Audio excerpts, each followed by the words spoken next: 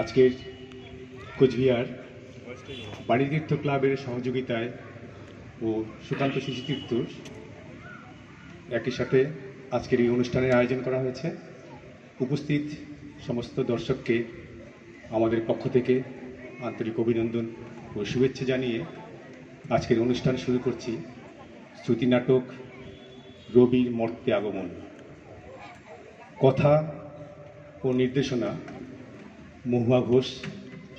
ভাষ্যে রবি ঠাকুরের ভূমিকায় আমি শ্রী জয়ন্ত কুমার দত্ত, কাদম্বরী বৌঠানের ভূমিকায় মহুয়া ঘোষ।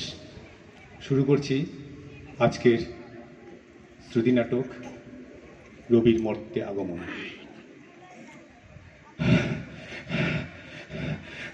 বৌঠান, ও বৌঠান, শিগগিরই এসো। আরে আরে, এত হাঁপাচ্ছ কেন ঠাকুরপো? দাঁড়াও, আগে একটু জল খাও দেখিনি। জল খাবো কি গো? আমার তো জলে ডুবে মরতে ইচ্ছে করছে। ও কি ভুলভাল বলছি, মরেই তো এখানে। কি হয়েছে খোলসা করো দেখিনি। আর সাত সকাল থেকে কোথায় গায়েব হয়েছে শুনি? বলি জন্মদিনে যে পায়েস বানিয়ে বসে আছি তোমার জন্যে, সে হুঁশ তোমার আছে? আরে জন্মদিন বলেই তো একটা দুষ্টু বুদ্ধি মাথায় এলো। দুষ্টু বুদ্ধি? কি করেছো কি তুমি? চুলটা মাথার উপর তুলে দিয়ে একটা ঝুঁটি করেছি, আর দাড়িগুলোকে জড়ো করে একটা গার্ডার দিয়ে পুটুলি বানিয়ে টুক করে মরতে এসে অবতীর্ণ হলুম। দেখি চারিদিকে একটা উৎসব উৎসব ব্যাপার, বুঝলে বৌঠান? তারপর? হঠাৎ পথ চলতি একটা ঝাঁকটা চুলওয়ালা ছেলেকে পাকড়াও করে বললুম, বলো তো আজ কত তারিখ? ছোকরা বলে, কেন 8 মে? আরে বাংলায় কত তারিখ? ছোকরা বলল, 25শে বৈশাখ। সাদা দাড়িওয়ালা গ্রেট ফিলোসফার রবি ঠাকুরের জন্মদিন। ইসমা গো, 25শে বৈশাখ! তাহলে বসা দন্তস্য সব মিলেমিশে একাকার। তবু ভালো ছোকরা সাদা দাড়িওয়ালা বুড়োটা বলেনি।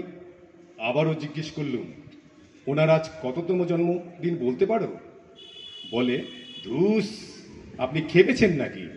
নিজের জন্মের তারিখ সালই আমার ঠিক মতো মনে রাখতে পারি না, আর অন্যের। আমি বললুম, তা একটা ওনার গান শোনাতে পারো?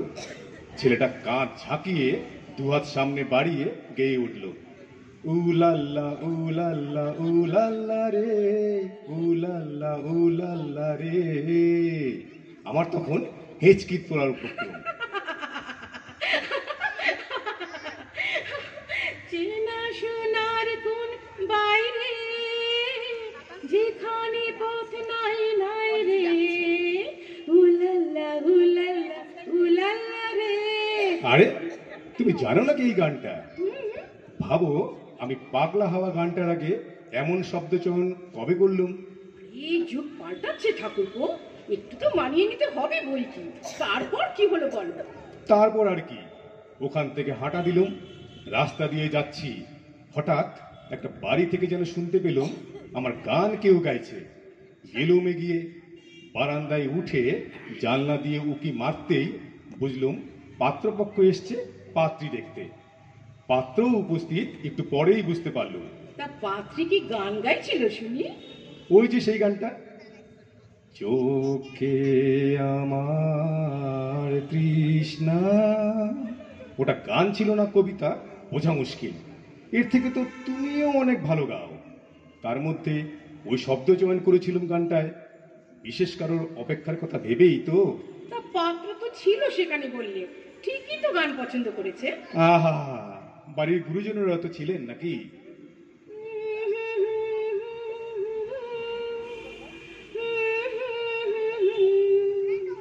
সন্তাপে প্রাণ যায় যায় যে পুরে, চোখে আমার কৃষ্ণ,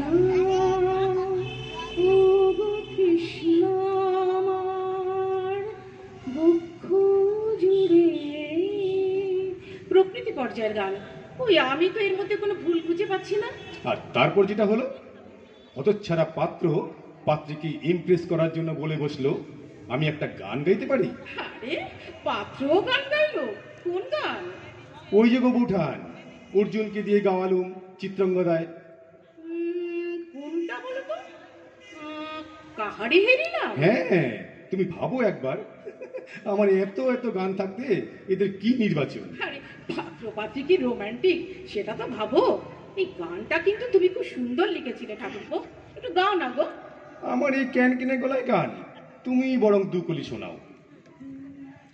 তাহারে হেরিলাম, আহা সে কি সত্য, সে কি মায়া, সে কি কায়া, সে কি সুবর্ণ কিরণে রঞ্জিত ছায়া, তাহারে হেরিলাম। উফ, ওখান থেকে আমি তখন পালাতে পারলে বাঁচি। চারিদিকে সবাই দেখছি মুখ টিপে হাসছে। তারপর দৌড়ে সোজা মর্ত থেকে স্বর্গে। না না, আরো ঘটনা বাকি আছে। আরো? সেখান থেকে বেরিয়ে হনহনিয়ে হাঁটছি, হঠাৎ দেখলুম একটা বাচ্চা ছেলে আমার পাঞ্জাবি ধরে টেনে বলছে, ও দাদু, দাদু তুমি তো হাঁপাচ্ছ, একটু বিশ্রাম করো না গো, জল খাবে? আমি বললুম, খোকা তুমি রবি ঠাকুরের নাম শুনেছ? বলল, হ্যাঁ তাকে তো চিনিও, আমাদের ঠাকুরের আসনে ওনার ছবি আছে, মা রোজ পুজো করে। মনে মনে ভাবলুম, বাবা পুজো করে আমাকে? তা তিনি দেখতে কিরকম? ওই যে লম্বা সাদা দাড়ি, মাথায় ঝুঁটি বাঁধা, গেরুয়া বসন পরেন। আমি চমকে উঠে টান মেরে ঝুঁটিটা খুলে মনে মনে ভাবতে লাগলুম, আমি আবার গেরুয়া বসন কবে পড়লুম? আচ্ছা, তার কোনো কবিতা বলতে পারবে?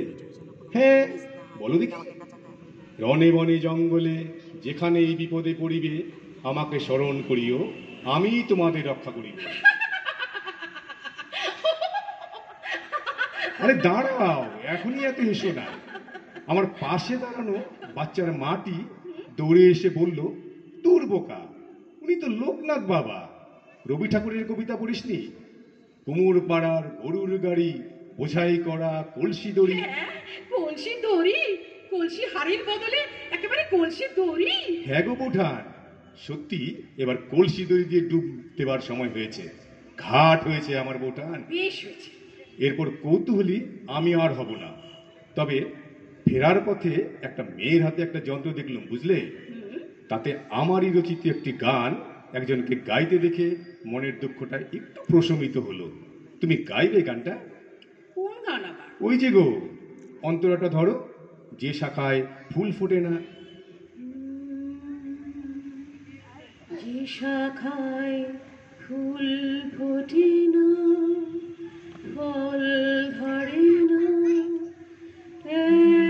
একেবারে তোমার ওই বাদল বায়ে দিক জাগায় সেই শাখারে, যে শাখায় ফুল ফোটে না, ফল ধরে না,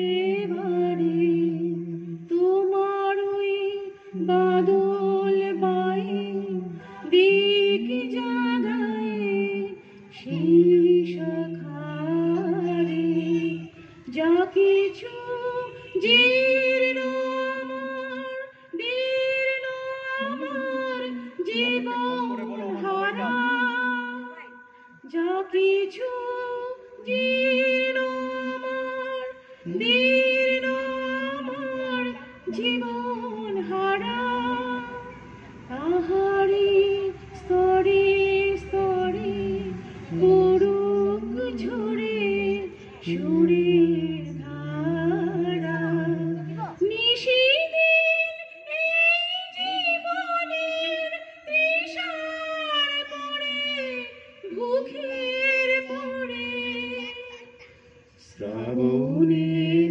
ধারার মতো পড়ুক ঝরে, পড়ুক ঝরে, তোমারই সুর